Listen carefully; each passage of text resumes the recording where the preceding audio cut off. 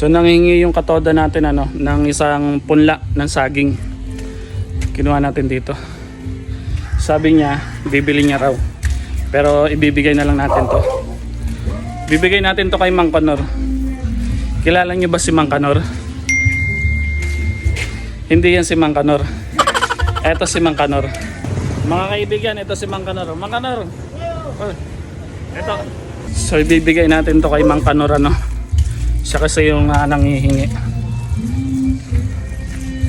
Aywan ko kung tutubo na tong ganito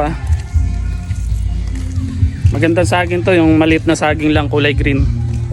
Baka kasi nagustuhan niya, kaya siya nanghingi. Lagyan natin yan dyan. 2,000 years later. Ibigay na natin kay Mang Kanor. Mang Kanor! Ito na yung baka may gusto kang i-shoutout. Maraming salamat po. I-shoutout ko naman sa asawa ko. Yung anak mo.